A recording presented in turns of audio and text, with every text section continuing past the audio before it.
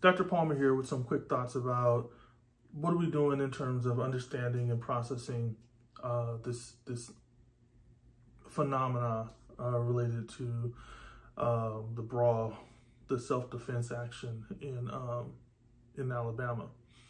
So a lot of folks are focusing in on the comedy and focusing in on what the white folks were doing and the catharsis and all the stuff that I've spoken about as well.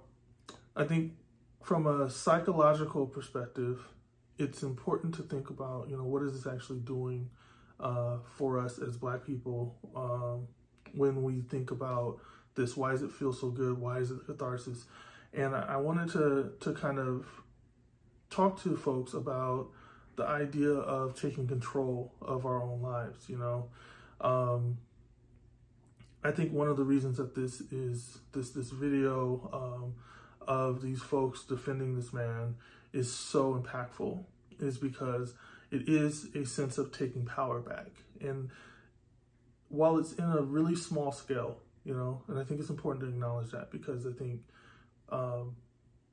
the issues of social justice, the issues of liberation and freedom are not going to be fixed by some folks getting into a fight in front of a riverboat port.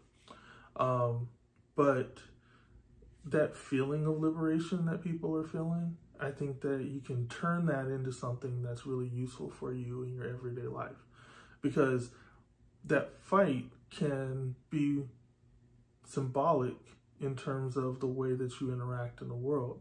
There's plenty of moments when you could be stepping forward to either defend yourself or defend others, either rhetorically or through a bureaucracy or pushing a paper the right way, by standing up and not being a bystander when someone's being wronged in some space, some fast food space, some office space, some church space, some wherever, I think this can be used as somewhat of a call of arms to, anybody out there who's seeing injustice to step up and do something about it.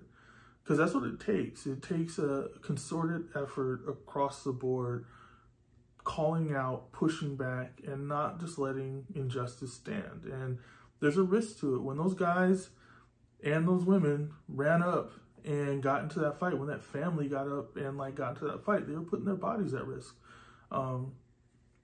We laugh and joke, but it's really not a game. They could have been hurt by those folks, and they did that and they risked that. And I wonder, are you willing to do the same, just in terms of speaking up, or just in terms of reaching out and trying to lend that hand? What are you willing to risk to make sure that your people, your brother, your sister, your cousin, your non-binary friend, how are you taking care of those folks, and what are you willing to put on the line? So as a psychologist, I'm saying sometimes we have to empower our bodies, sometimes we got to empower our hearts and our souls, and sometimes we have to empower our minds. And in taking back that power, you can make your life more livable. By taking back that power, you can liberate yourself. So those are just a couple thoughts. Y'all keep pushing.